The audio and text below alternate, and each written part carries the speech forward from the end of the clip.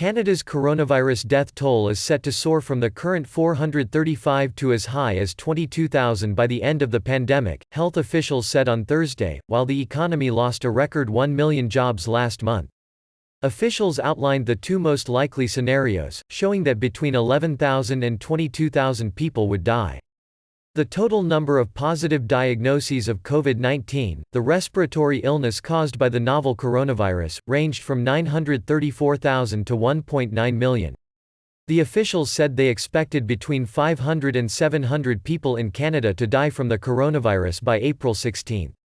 There have been 18,447 positive diagnoses so far. Models are not a crystal ball, Theresa Tam, Canada's chief public health officer, told a briefing, saying it was too early to predict when the peak would be. Tam said it was crucial that people continued to obey instructions to stay at home as much as possible.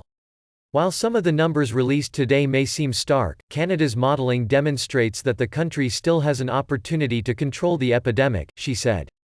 We cannot prevent every death, but we must prevent all the deaths that we can.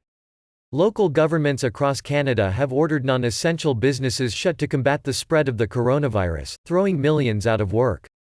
Canada lost a record-breaking 1 million jobs in March while the unemployment rate soared to 7.8%, Statistics Canada said on Thursday, adding that the figures did not reflect the real toll. Sticker shock for sure. This was about as bad as it could be, said Derek Holt, Vice President of Capital Markets Economics at Scotiabank. More than 5 million Canadians had applied for all forms of federal emergency unemployment help since March 15, government data showed on Thursday, suggesting the real jobless rate is closer to 25%. Prime Minister Justin Trudeau's Liberal government has so far announced a range of measures to help businesses that total around $110 billion $78.3 billion in direct spending, or 5% of gross domestic product.